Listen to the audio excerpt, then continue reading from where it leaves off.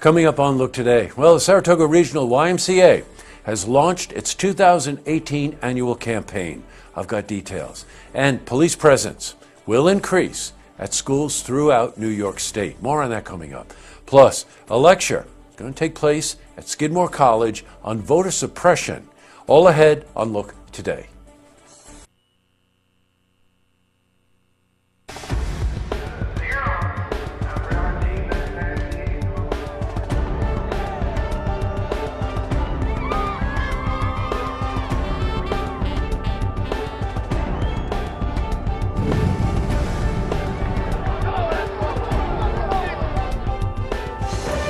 Welcome everyone, I'm J. Hood Jackson and this is Look Today.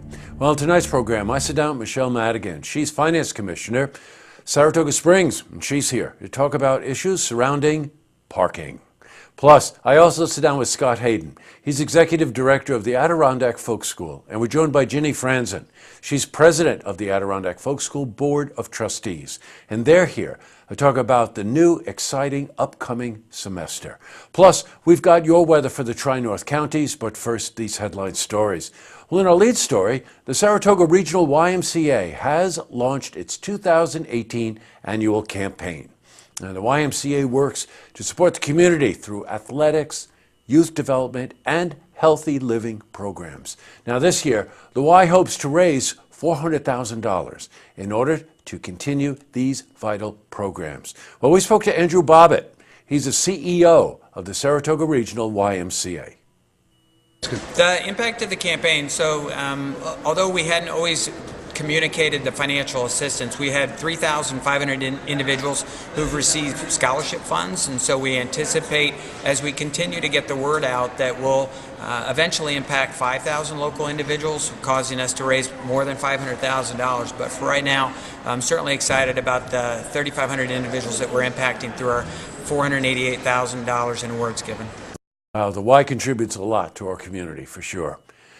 In other news, well, police presence will increase at different schools throughout New York State. Administrators, teachers, and students have requested more police patrols at various schools. Of course, this is in light of the recent tragedies at schools around the country. Now, according to Saratoga County Sheriff Mike Zerlo, 4 deputies with active shooting training already make periodic visits to schools throughout our county. And we spoke to Mike about this. I think it's a good idea. I think we need to protect our students, staff, and administrators throughout the school districts. It's unfortunate what happened in Parkland down in Florida, and my condolences to the victims down there. But this is something that's brought, again, to the forefront of what could take place, and I think that we need to be proactive in what we do, especially having officers inside the schools. Now, we have to be proactive about this.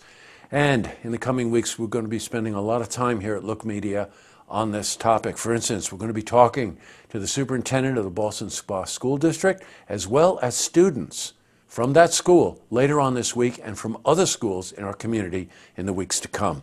Switching from news to weather, expect temperatures to stay in the 40-degree range. Let's see how the week is shaping up. For a more detailed look at our weather, let's head to the Glens Falls Weather Center for a look at your first forecast. Thank you, Jesse. I'm meteorologist Clarence Sponsor with your first look weather update here on Look TV. We have high pressure in control across much of the New England area. We have a low pressure along the Carolina coastline, bringing that cold front into the Gulf of Mexico. That's going to stall out and lift back northward as a warm front in the coming days. With this area of high pressure, we're going to continue to see cold weather as well, generally 20s and teens regionally. Across the Capital District will be in the lower to mid-20s, mostly clear skies. West wind at 5 to 10 miles per hour. Sunshine, areas of morning fog, upper 40s with that southwest wind at about 5 to 10 miles per hour. We'll have to bundle up as you walk out the door. We'll see mid to upper 20s and lower 30s. Wind chills in the lower 20s, mainly sunny skies. And as we take a look ahead, mild on Wednesday. Enjoy at 51 degrees. You will see plenty of cloud cover with a few peaks of sunshine, but no precipitation chances expected. We'll be down to about 30 degrees Wednesday night, 30% chance of showers on Thursday with that cold front going through, and then we'll be back in the upper 30s to lower 40s with a 50% chance of rain and snow, followed by mainly cloudy skies for now heading into your Saturday. That was your weather update here on First Look Weather here on Look TV. I'm meteorologist Clarence Sponsor. Now I send you back to you, Jesse. Thanks, Clarence. A little early in the season, but it sure looks like spring weather, doesn't it? All right, back to the news. Well, a lecture will take place tomorrow evening at Skidmore College on voter suppression. Chris DeLuzio, counsel for the Brennan Center for Justice at NYU, will detail our nation's voting history. Now, he's going to discuss intentional efforts to suppress voting throughout our history. And we're going to be at Skidmore, and we'll have more for you then.